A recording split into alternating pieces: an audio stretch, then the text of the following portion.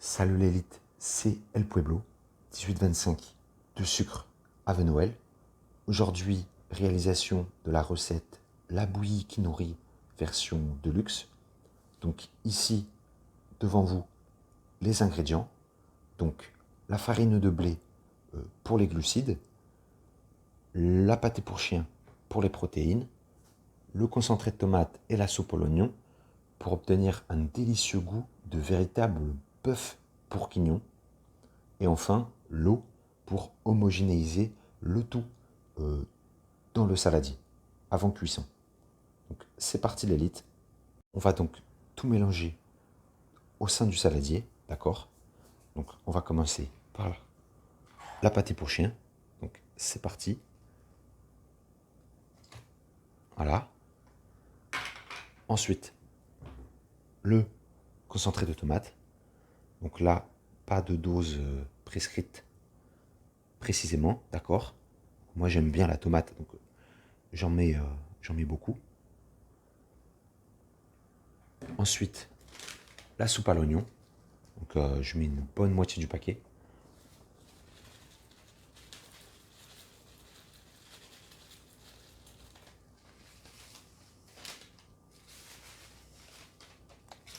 Ensuite et enfin, l'eau du robinet pour homogénéiser le tout.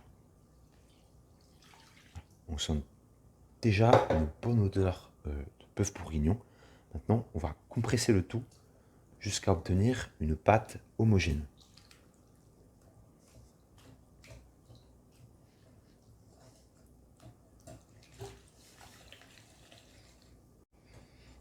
Voilà. On casse bien les gros morceaux de pâté pour chien. On remue bien. D'accord?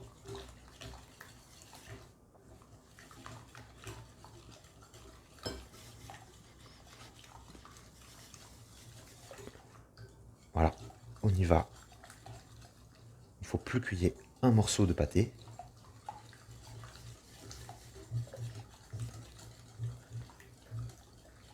On se sent déjà au sein de la cuisine se dégager une délicieuse odeur rappelant les plus belles fêtes de Noël. Voilà.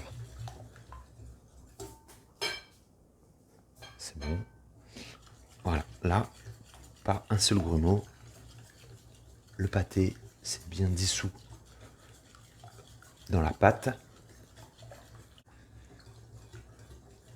Merci à Divin Goré pour cette recette qui satisfera petits et grands. Voilà, maintenant on a une pâte presque homogène avec encore des petits morceaux pour les plus gourmands d'entre nous. Voilà, donc c'est parfait. On va remuer encore un tout petit peu, puis on va passer à la cuisson. Donc c'est parti l'élite, on va donc cuire la bouillie, d'accord? À feu doux, comme indiqué dans la recette. Voilà, on enlève les morceaux restants, on remue un dernier coup. En parallèle, on a fait préchauffer la plaque en mettant un fond d'eau dans la casserole pour que la chaleur se diffuse. Et maintenant, on va pouvoir verser le tout dans le fond.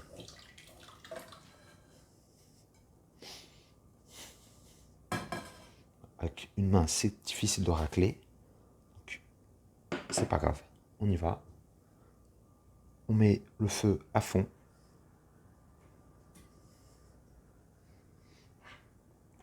Et on mélange. Donc l'avantage de cette recette, c'est que on bénéficie d'un apport protéines, glucides très économique du fait de la grande quantité des protéines au sein de la pâté pour chien. Car si vous ne le saviez pas, la pâté pour chien est 100% comestible.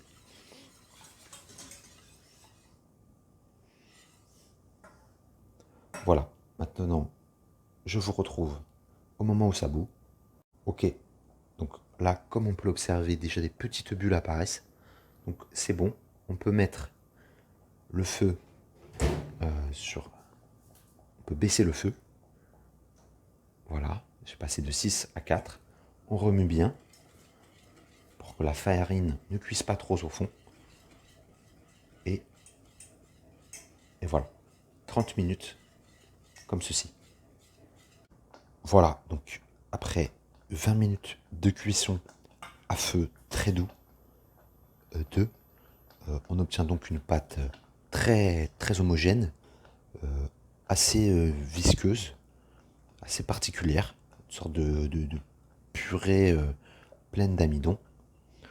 Donc là, on est prêt donc de la fin de la cuisson. On va pouvoir laisser un peu refroidir et passer à la dégustation.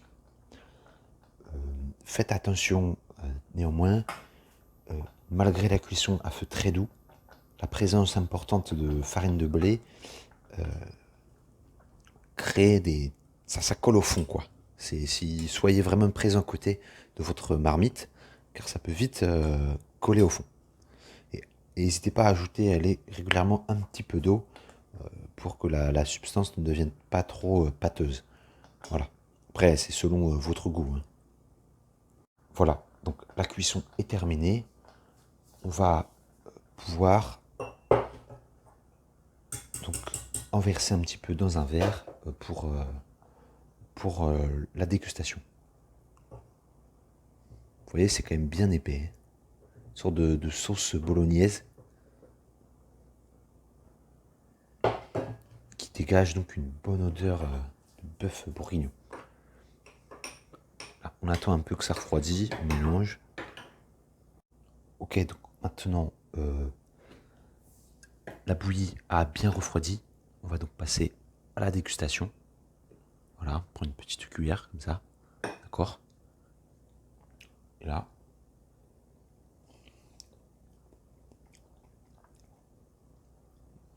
une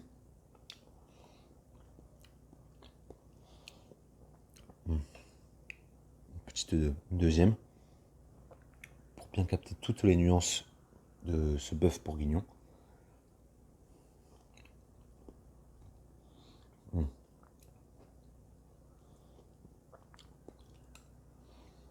Alors, résultat des courses. No fake, c'est très bon. C'est très très bon. C'est la dernière fois, je l'avais un peu raté. Il y avait des gros morceaux de pâté, des gros grumeaux de farine. Mais là, en ayant bien mélangé au début et en ayant bien cuit à feu doux pendant 30 minutes, on obtient un résultat savoureux. Ah.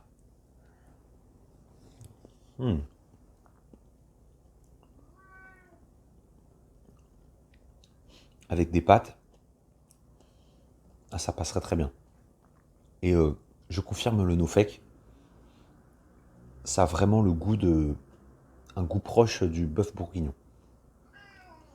Ce serait, je pense, pas mal avec un peu de vin rouge de la villageoise pendant la cuisson pour faire évaporer l'alcool, pour s'approcher encore plus de ce bon plat français. Notre cuillère.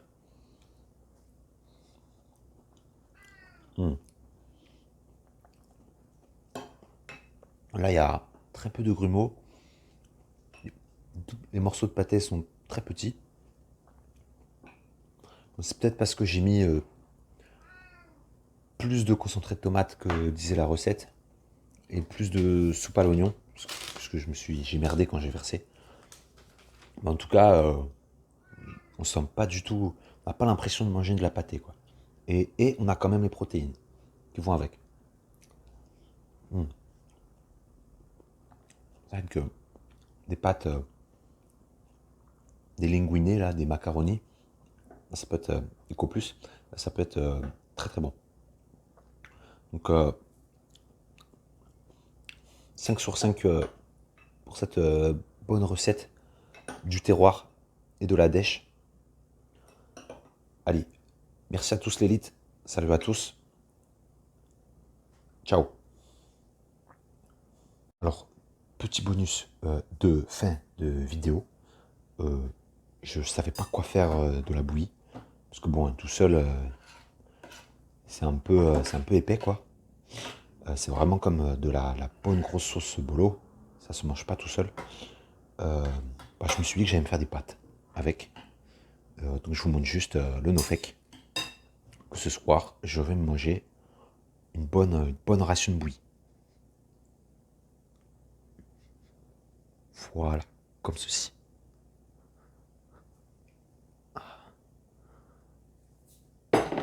Alors, peut-être pas tout mettre, mais au moins les plus beaux morceaux. Hein, savoir se faire plaisir, à mon avis. Voilà. Et voilà. Et on mélange.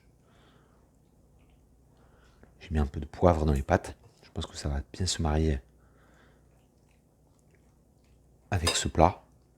Poivre du moulin. Voilà, c'est une sorte de... Ça a la même couleur que le pesto rosso. Voilà.